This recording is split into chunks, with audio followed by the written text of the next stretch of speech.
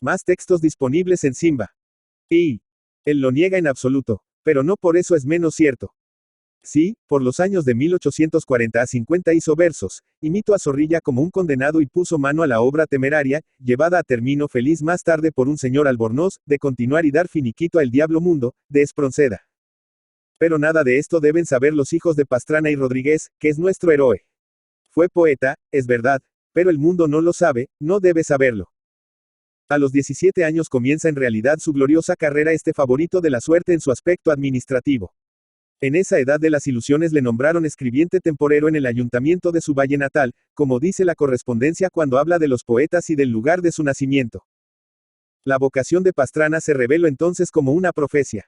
El primer trabajo serio que llevó a glorioso remate aquel funcionario público fue la redacción de un oficio en que el alcalde Villaconducho pedía al gobernador de la provincia una pareja de la Guardia Civil para ayudarle a hacer las elecciones. El oficio de Pastrana anduvo en manos y en lenguas de todos los notables del lugar. El maestro de escuela nada tuvo que oponer a la gallarda letra bastardilla que ostentaba el documento. El boticario fue quien se atrevió a sostener que la filosofía gramatical exigía que ayer se escribiera con H, pues con H se escribe hoy. Pero Pastrana le derrotó, advirtiendo que, según esa filosofía, también debiera escribirse mañana con H. El boticario no volvió a levantar cabeza, y Perico Pastrana no tardó un año en ser nombrado secretario del ayuntamiento con sueldo. Con tan plausible motivo se hizo una levita negra, pero se la hizo en la capital. El señor Pespunte, sastre de la localidad y alguacil de la alcaldía, no se dio por ofendido, comprendió que la levita del señor secretario era una prenda que estaba muy por encima de sus tijeras. Cuando en la fiesta del sacramento vio Pespunte a Pedro Pastrana lucir la rutilante levita cerca del señor alcalde, que llevaba el farol, es verdad, pero no llevaba la levita, exclamó con tono profético. Ese muchacho subirá mucho, y señalaba a las nubes. Pastrana pensaba lo mismo, pero su pensamiento iba mucho más allá de lo que podía sospechar aquel alguacil, que no sabía leer ni escribir, e ignoraba, por consiguiente, lo que enseñan libros y periódicos a la ambición de un secretario de ayuntamiento. Toda la poesía que antes le llenaba el pecho y le hacía emborronar tanto papel de barba, se había convertido en una inextinguible sed de mando y honores y honorarios. Pastrana amaba todo, como Espronceda, pero lo amaba por su cuenta y razón, a beneficio de inventario. Como era secretario del ayuntamiento, conoce al dedillo toda la propiedad territorial del concejo, y no se le escapaban las ocultaciones de riqueza inmueble. Así como el divino Homero, en el canto 2 de su Ilíada, enumera y describe el contingente, procedencia y cualidades de los ejércitos de griegos y troyanos, Pastrana hubiera podido cantar el debe y haber de todos y cada uno de los vecinos de Villaconducho. Era un catastro semoviente, su fantasía estaba llena de foros y subforos, de arrendamientos y enfiteusis, de anotaciones preventivas, embargos y céntimos adicionales. Era amigo del registrador de la propiedad, a quien ayudaba en calidad de subalterno, y sabía de memoria los libros del registro. Salía Perico a los campos a comulgar con la madre naturaleza. Pero verán mis lectores cómo comulgaba Pastrana con la naturaleza.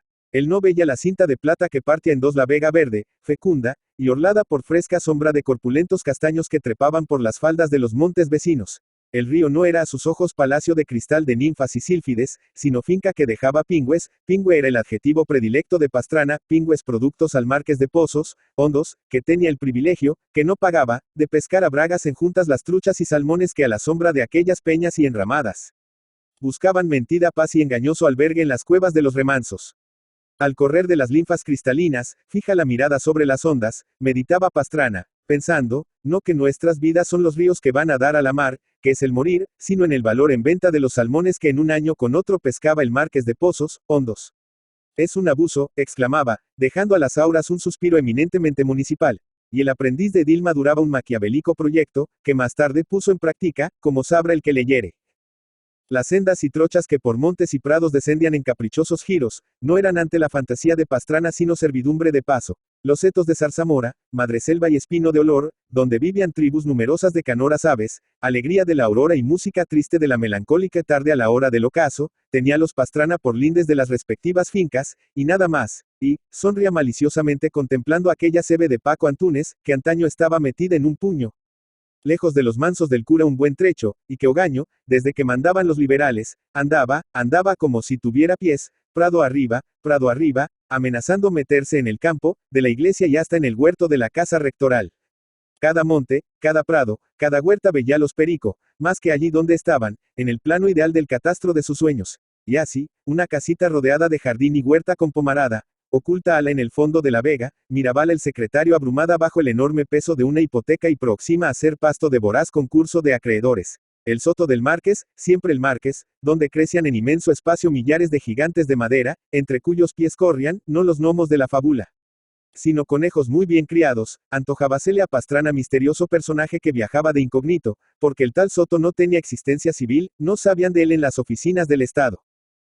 De esta suerte discurría nuestro hombre por aquellos cerros y vericuetos, inspirado por el dios Termino que adoraron los romanos, midiéndolo todo, pesándolo todo y calculando el producto bruto y el producto líquido de cuanto Dios crió.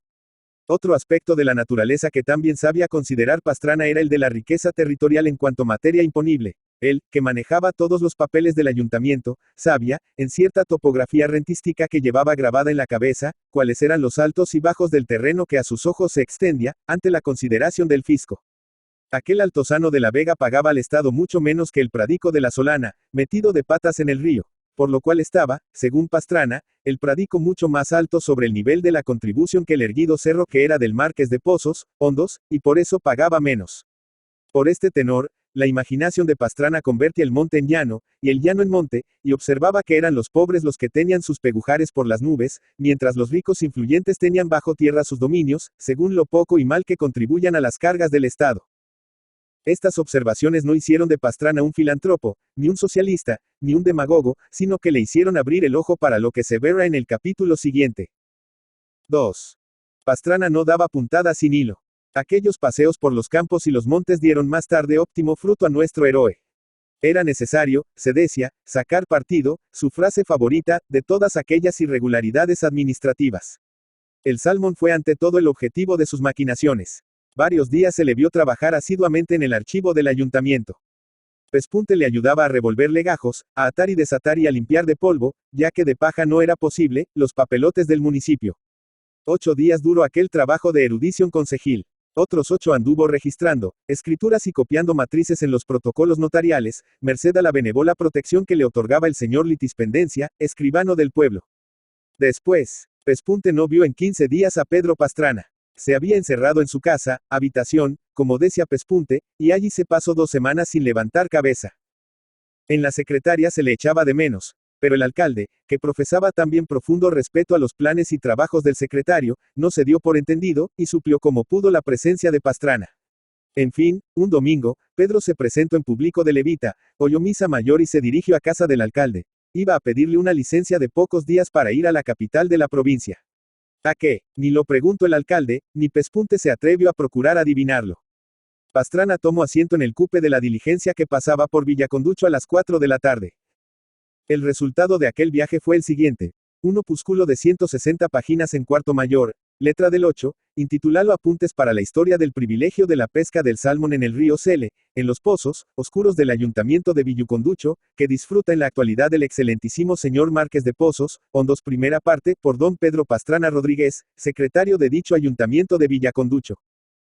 Sí, así se llamaba la primera obra literaria de aquel Pastrana que andando el tiempo había de escribir Las Inmortales, o poco menos, no ya tratando el asunto, al fin baladí, de la pesca del salmón, sino otros tan interesantes como el de la caza y la veda, la ocultación de la riqueza territorial, fuentes o raíces de este abuso, cómo se pueden cegar o extirpar estas fuentes o raíces. Pero volviendo al opúsculo piscatorio, diremos que produjo una revolución en Villaconducho, revolución que hubo de trascender a los habitantes de pozos oscuros, queremos decir a los salmones, que en adelante decidieron dejarse pescar con cuenta y razón, esto es, siempre y cuando que el privilegio de pozos hondos resultase claro como el agua de pozos oscuros, fundado en derecho. La estaba. Esto era la gran cuestión, que Pastrana se guardó muy bien de resolver en la primera parte de su trabajo. En ella se suscitaban pavorosas dudas histórico-jurídicas acerca de la legitimidad de aquella renta pingüe decía el texto, de que gozaba la casa de Pozos Hondos, en la sección del libro titulada Piezas justificantes, en la cual había echado el resto de su erudición municipal el autor, había acumulado argumentos poderosos en pro y en contra del privilegio. La imparcialidad, decía una nota, nos obliga, a fuer de verídicos historiadores y según el conocido consejo de Tácito, a ser atrevidos lo bastante para no callar nada de cuanto debe decirse, pero también a no decir nada que no sea probado. Suspendemos nuestro juicio por ahora. Esta es la exposición histórica. En la segunda parte, que será la síntesis, diremos, al fin, nuestra opinión, declarando paladinamente como entendemos nosotros que debe resolverse este problema jurídico, administrativo, histórico del privilegio del cel en Villaconducho, como le denominan antiguos tratadistas. El Marqués de Pozos, Hondos, que se come a los salmones del cel en Madrid, en compañía de una bailarina del Real, capaz de tragarse el río, cuanto más los salmones, convertidos en billetes de banco. El Marqués tuvo noticia del folleto y del efecto que estaba causando en su distrito, pues además de salmones tenía electores en Villaconducho. Primero se fue derecho al ministro a reclamar justicia. Quería que el secretario fuese destituido por atreverse a poner en tela de juicio un privilegio señorial del más adicto de los diputados ministeriales. Y, por añadidura, pedía el secuestro de la edición del folleto, que él no había leído, pero que contendría ataques directos o indirectos a las instituciones. El ministro escribió al gobernador, el gobernador al alcalde y el alcalde llamó a su casa al secretario para que redactase la carta con que quería contestar al gobernador, para que éste se entendiera con el ministro. 8 días después, el ministro le decía al diputado: amigo mío, ha visto usted las cosas como no son, y no es posible satisfacer sus deseos. El secretario es excelente hombre, excelente funcionario y excelentísimo ministerial. El folleto no es subversivo, ni siquiera irrespetuoso respecto de sus salmones de usted. Hoy lo recibirá usted por correo, y si lo lee, se convencerá de ello. Gobernar es transigir, y pescar viene a ser como gobernar, de modo que lo mejor será que usted reparta los salmones con ese secretario, que está dispuesto a entenderse con usted. En cuanto a destituirlo, no hay que pensar en ello. Su popularidad en Villaconducho crece como la espuma, y sería peligrosa toda medida contra ese funcionario. Esto de la popularidad era muy cierto.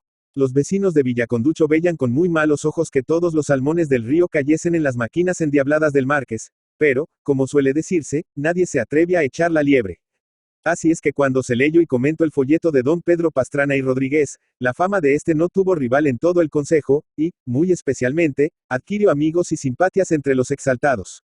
Los exaltados eran el médico, el albeitar, Cosme, licenciado del ejército, Gines, el cómico retirado, y varios zagalones del pueblo, no todos tan ocupados como fuera menester. Pespunte, que también tenía ideas, él así las llamaba, un tanto calientes, les decía a los demócratas, para internos, que el chico era de los suyos, y que tenía una intención atroz, y que ello diría, porque para las ocasiones son los hombres, y obras son amores, y no buenas razones, y que detrás de lo del privilegio vendrían otras más gordas, y, en fin, que dejasen al chico, que amanecería Dios y medraríamos. Pastrana dejaba que rodase la bola, no se desvanecía con sus triunfos, y no quería más que sacar partido de todo aquello. Si los exaltados le sonreían y halagaban, no los respondía a coces, ni mucho menos, pero tampoco soltaba prenda.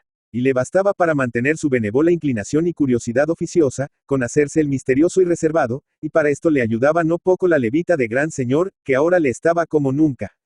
Pero, ay, pese a los cálculos optimistas de Pespunte, no iba por allí el agua del molino, los exaltados y sus favores no eran, en los planes de Pastrana, más que el cebo, y el pez que había de tragarlo no andaba por allí. Del se había de saber por el correo. Y, en efecto, una mañana recibió el secretario una carta, cuyo sobre ostentaba el sello del Congreso de los Diputados.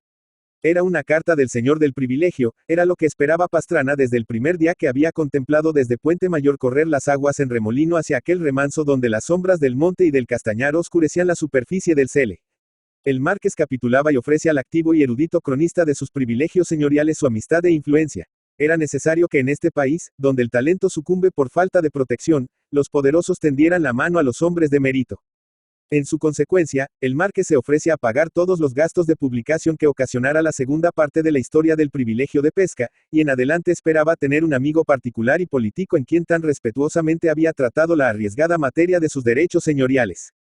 Pastrana contestó al Marqués con la finura del mundo, asegurándole que siempre había creído en los sólidos títulos de su propiedad sobre los salmones de Pozos, oscuros, los cuales salmones llevaban en su dorada librea, como los peces del Mediterráneo llevan las barras de Aragón, las armas de Pozos, Hondos, que son escamas en campo de oro. De paso manifestaba respetuosamente al señor Marqués que el Soto Grande estaba muy mal administrado, que en él hacían leña todos los vecinos, y que si se trataba de evitarlo, era preciso hacerlo de modo que no se enterase la administración de la falta de existencia económico, civil, rentística del Soto, finca anónima en lo que toca a las relaciones con el fisco. El Marqués, que algunas veces había oído en el Congreso hablar de este galimatias, sacó en limpio que el secretario sabía que el Soto Grande no pagaba contribución. Nueva carta del Marqués, nuevos ofrecimientos, réplica de Pastrana diciendo que él era un pozo tan hondo como el mismísimo Pozos, hondos, y que ni del soto ni de otras heredades, que no menos anómala situación poseye el marqués, diri el palabra que pudiese comprometer los sagrados intereses de tan antigua y privilegiada casa.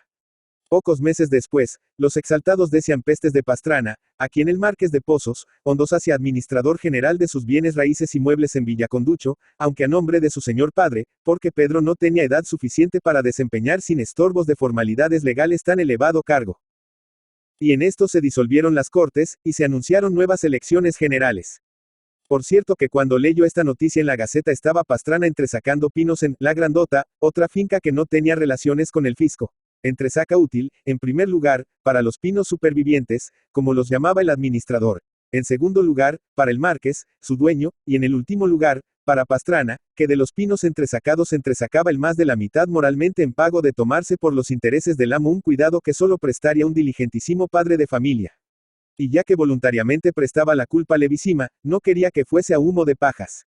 En cuanto leyó lo de las elecciones, comparó instintivamente los votos con los pinos, y se propuso, para un porvenir quizá no muy lejano, entresacar electores en aquella dehesa electoral de Villaconducho. Pespunte, que se había resellado como Pastrana, pues para los admiradores como el sastre, incondicionales, las ideas son menos que los oídos, Pespunte no podía imaginar a dónde llegaban los ambiciosos proyectos de don Pedro.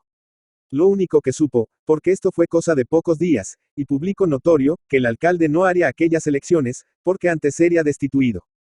Como lo fue, efectivamente. Las elecciones las hizo el señor administrador del excelentísimo señor Márquez de Pozos, Hondos, presidente del Ayuntamiento de Villaconducho, comendador de la Orden de Carlos III, señor don Pedro Pastrana y Rodríguez. Un día antes del escrutinio general se publicó la segunda parte de los apuntes para la historia del privilegio. En ella se demostraba, finalmente, que ya en tiempo del rey don Pelayo pescaban salmones en el cele de Pozos, Hondos, encargados de suministrar el pescado necesario a todos los ejércitos del rey de la Reconquista durante la Cuaresma. Al siguiente día se recogieron las redes y se vació el cántaro electoral, todo bajo los auspicios de Pastrana. Jamás el marqués había tenido tamaña cosecha de votos y salmones. 3. Es necesario, para el regular proceso de esta verídica historia, que el lector, en alas de su ardiente fantasía, acelere el curso de los años y deje atrás no pocos.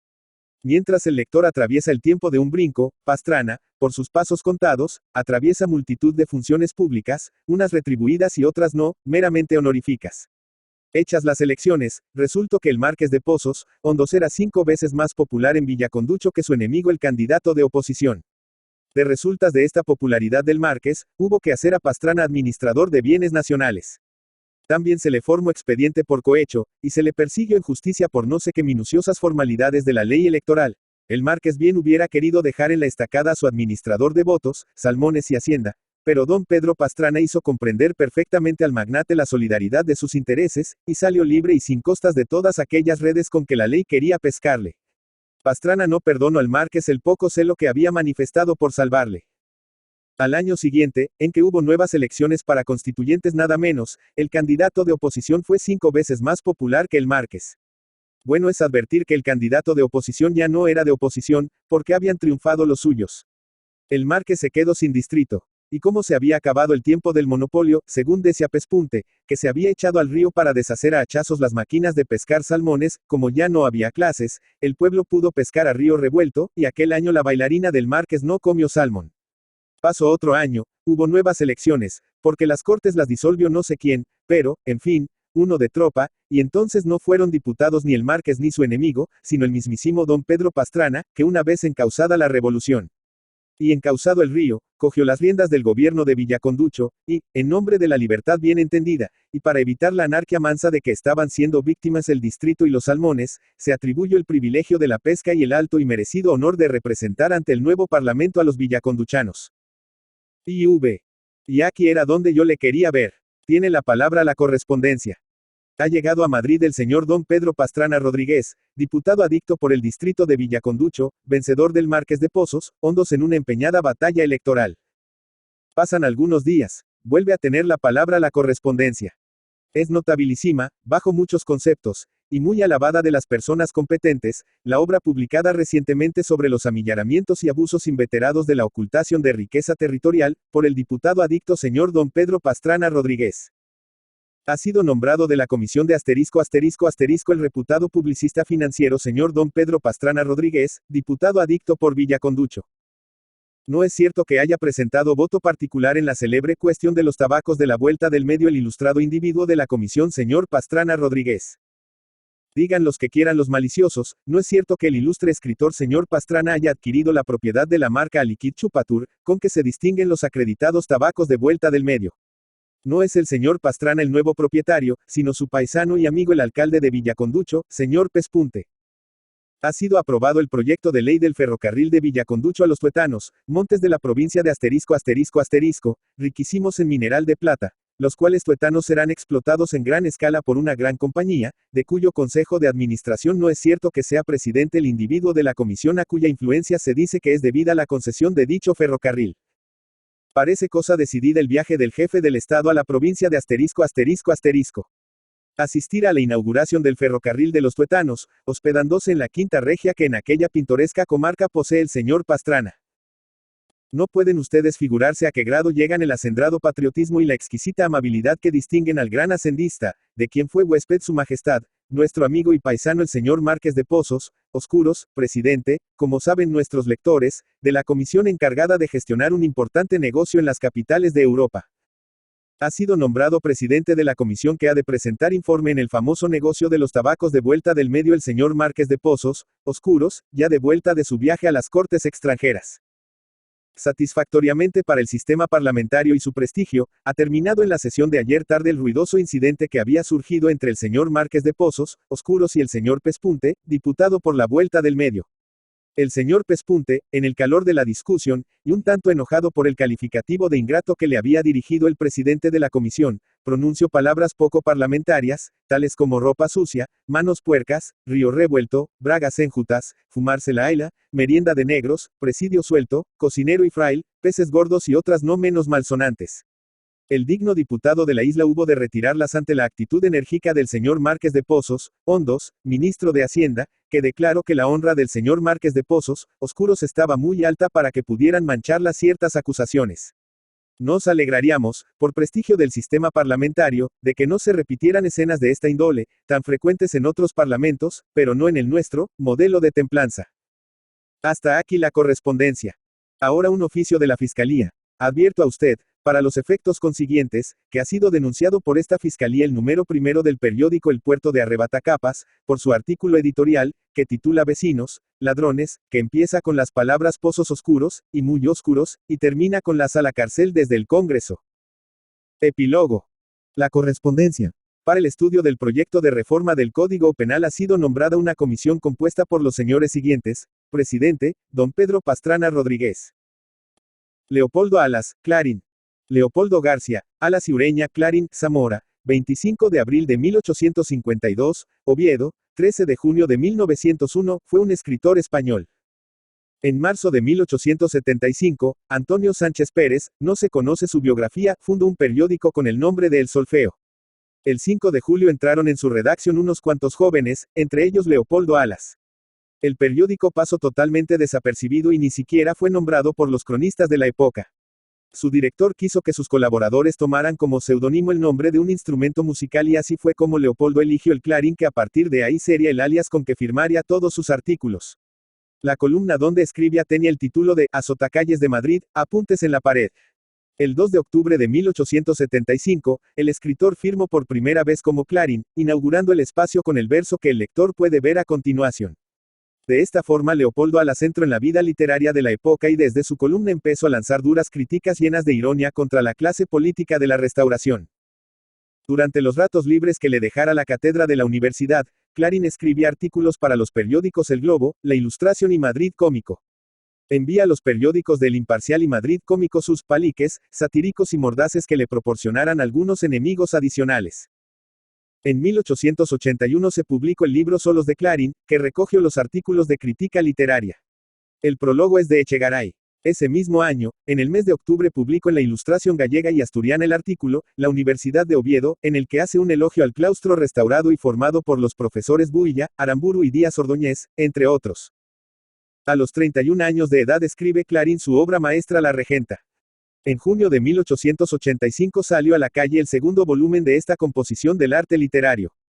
En 1886 se edita su primer libro de cuentos con el título de Pipa. En 1889 termina un ensayo biográfico sobre Galdós, dentro de una serie titulada Celebridades Españolas Contemporáneas. A finales de junio de 1891, el editor Fernando Fe saca a la luz la segunda novela larga de Clarín, Su único hijo. En 1892 Clarín pasa por una crisis de personalidad y religiosa en que, según sus palabras, trata de encontrar a su yo y a Dios. Poco después dejó reflejar dicha crisis en su cuento Cambio de Luz, cuyo protagonista Jorge Arial representa al autor y sus preocupaciones, sus dudas religiosas y su escepticismo filosófico. Clarín define a este personaje como místico vergonzante. En esta época también colabora con la revista Los Madriles.